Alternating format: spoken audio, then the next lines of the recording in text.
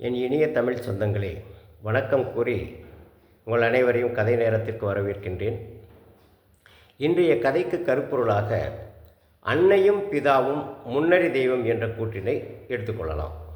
அதற்கு முன்னால் இந்த உலகத்தில் நாம் புகழோடும் பெயரோடும் நல்ல பெயரோடும் வாழ வேண்டுமென்றால் என்ன செய்யணும் அப்படின்னு பெரியவங்க கேட்டால் ஒரே ஒரு வாக்கியத்தில் முடிச்சுடுவாங்க, நல்லது கெட்டது தெரிஞ்சு நடந்துக்கோ.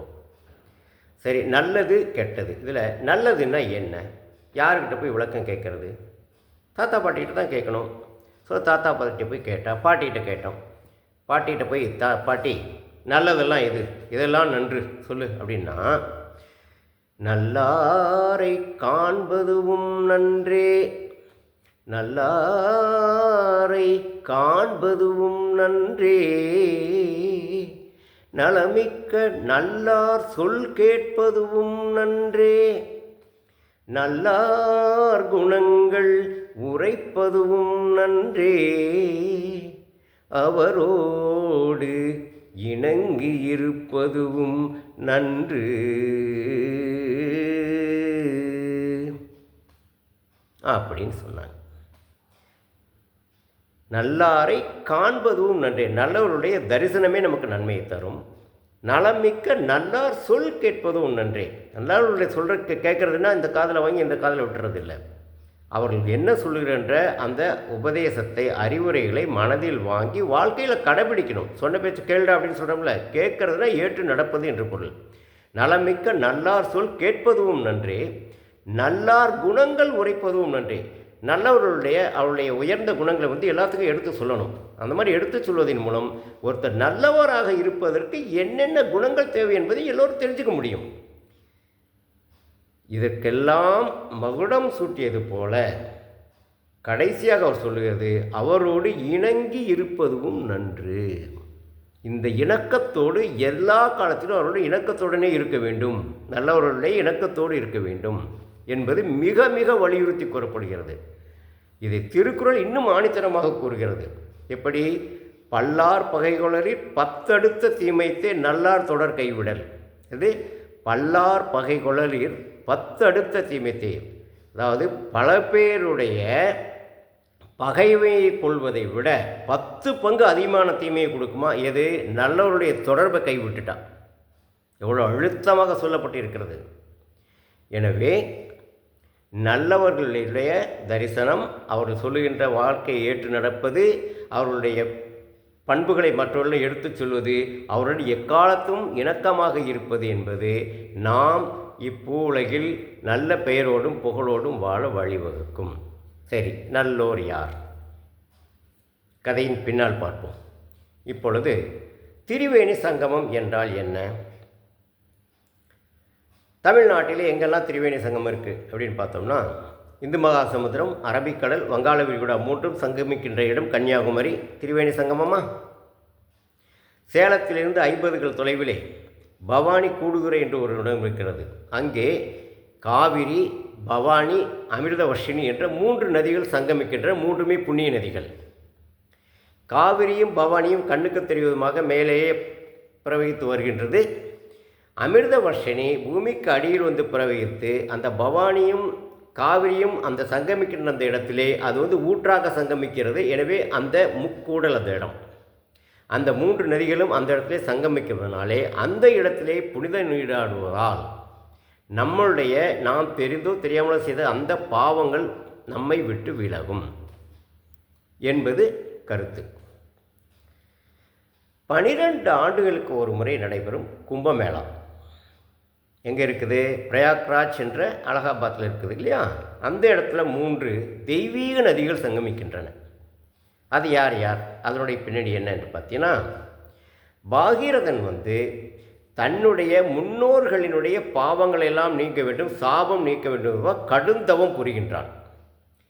அந்த தவத்தினுடைய அந்த வலிமையை ஏற்று கங்காதேவி மிகுந்த வேகத்தோடு பூமிக்கு பிரவகித்து வருகின்றார்.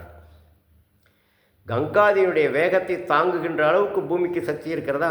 எனவே கங்காதேவியை சிவபெருமான் தன்னுடைய முடிமேல் ஏந்தி அந்த கங்காதேவியுடைய வேகத்தினுடைய அந்த வேகத்தை குறைத்து பூமியிலே தவழ விடுகிறார். கங்கையினுடைய புனிதத்தன்மை இப்பொழுது புரிகிறது அல்லவா? சரி. யமுனை நதி சூரியனுடைய மகள் யமுனா.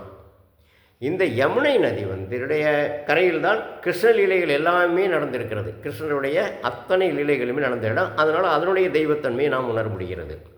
சரஸ்வதி கலைகளுக்கு அதிபதி, சொல்லவே வேண்டாம். இந்த 3 தெய்வீக நதிகள் சங்கமிக்கின்ற இடம்தான் அந்த பிரயாக்ராஜ், திரிவேணி சங்கமம்.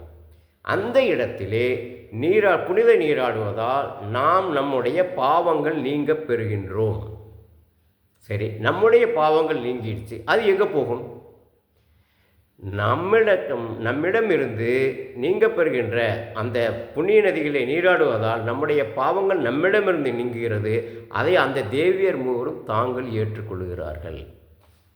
இந்த மாதிரி தினந்தோறும் பல்லாயிரக்கணக்கான மக்கள் புனித நீராடி தங்களுடைய பாவத்தை போக்கிக் கொள்ள அவைகள் அனைத்தையும் அந்த முப்பெரும் தேவியரும் தம்மீது ஏற்றி தங்களுடைய உருவமே குலைந்து போகிறார்கள்.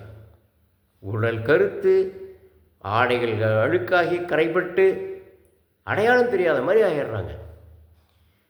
எதேச்சையாக அவங்கள பார்த்த ஒரு முனிவர், உலகத்தில் இருக்கவங்க பாவத்தையெல்லாம் நீக்கிற நீங்களுக்குள்ளே இந்த மாதிரி இருக்கிறீங்களே அப்படின்னு கேட்டப்போ அவங்க சொன்னாங்க, அவருடைய பாவத்தையெல்லாம் நாங்கள் வாங்கி கொண்டு இருக்கிறோம். இப்போ மொத்த பாவமும் எங்கள் மேலே இருக்குது, அதனால தான் எங்களுடைய நிலைமை இப்படி இருக்குது, இதிலிருந்து எப்படி விடுபெறுவது என்று அவர்கள் கேட்கிறப்போ, சரி இவ்வளோ கொஞ்சம் தூரத்தில் போனீங்கன்னா ஒரு ஆசிரமம் இருக்குது.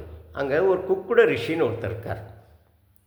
அவருடைய தரிசனமும் ஆசீர்வாதமும் பெற்றால் உங்கள் மீது படிந்திருக்கிற பாவச்சுமைகள் விலகும் என்று அந்த முனிவர் சென்று விடுகிறார். இந்த தேவியர் மூவரும் அங்கே போகிறாங்க. அங்கே பார்த்தா ரிஷி என்று ஒரு பெரிய வயதான ஒரு எதிர்பார்த்து போகிறப்போ அங்கே ஒரு இள வயதில் ஒரு ரிஷி இருக்கார் அந்த ஆசிரமத்தில். இவர்கள் 3 பேரும் அவர் போய் வணங்க போகிறாங்க. அவருடைய இவர்களை தடுத்து, அன்னையீர் தங்களை என்னுடைய அன்னைக்கு சமமானவர்கள், என்னை வணங்குவது முறையாகாது என்று சொல்லிகிட்டு இருக்கப்பவே உள்ளே இருந்து அவரை அவங்க அன்னை கூப்பிடுறாங்க. உடனே சற்று பொருங்கள் வந்து விடுறேன்னு சொல்லிட்டு அவர் உள்ளே போயிடுறார். இப்போ இந்த 3 தேவியரை என்ன பண்ணுறாங்கனாக்க அந்த ஆசிரமத்தினுடைய சுத்தம் செய்து நல்லா சுத்தமாக செஞ்சுட்டு நல்லா மெழுகி கோலமெல்லாம் போட்டு அழகுபடுத்தியிருக்காங்க. அந்த புண்ணிய கைங்கரியத்தை அவர்கள் செய்து முடித்த அந்த க்ஷணமே அவர்கள் மீது படிந்திருந்த அந்த மொத்த பாவக்கரையும் நீங்கி ஒளிபுரிந்தியவர்களாக பழைய உருவை பெறுகிறார்கள். இது எப்படி? எந்த சக்தி அதை செய்தது? அதுதான் அந்த ரிஷி என்ற நல்லவர். என்னன்னா, அந்த ரிஷிக்கு வயதான பெற்றோர் இருக்கிறார்கள். அன்னையும் பிதாவும் முன்னறி தெய்வம். தன் கண்முன்னால் பார்க்கின்ற தெய்வங்கள் தம் அன்னையும் பிதாவும் தான். அதனாலே அவர்களுக்கு செய்கின்ற பணிவிடை தெய்வத்துக்கு செய்கின்ற பணிவிடை என்பதை தெள்ளத் தெளிவாக உணர்ந்திருந்த ரிஷி தன்னுடைய பெற்றோர்களுக்கு தெய்வத்துக்கு செய்கின்ற பணிவிடையாக ஆத்ம சுத்தியோடு கண்ணும் கருத்துமாக தினந்தோறும் தன்னுடைய பெற்றோர்களுக்கு தன் பணிவிடை செய்து வருகிறார்.